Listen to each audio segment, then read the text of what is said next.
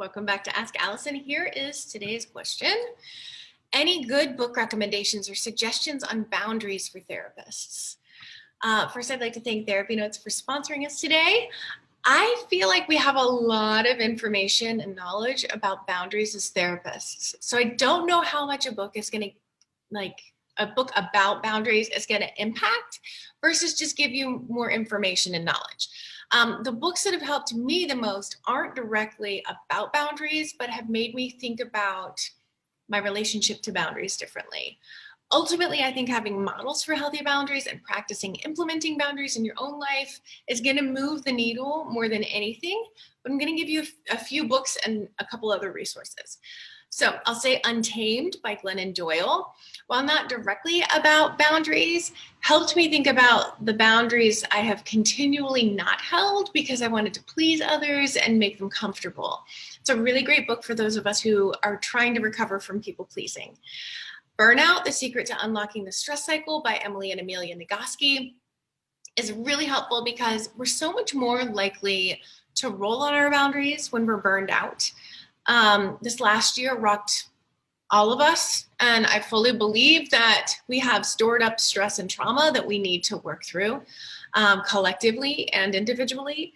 And I love the science-based approach that the Nagoski sisters bring to what's really a very readable, easily implementable book. Present Over Perfect by Nequist is my favorite self-help book. I've read it so many times, and every time I do, I get something new out of it. I'm actually planning to read it again very soon.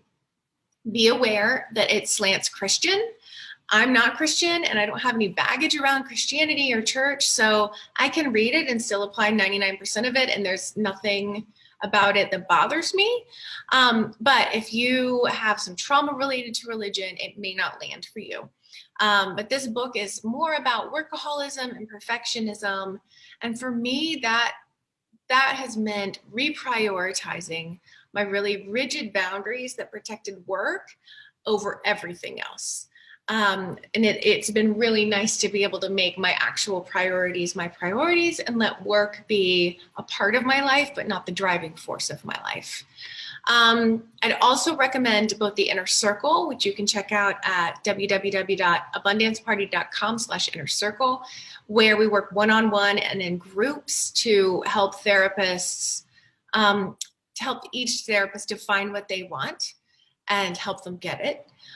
We are very anti-hustle in there. We want you to do essentially like the minimum amount of like work or struggle in order to get what you want. So we're trying to optimize, efficientize, that's not a word, but you know what I mean, people into their ideal practices.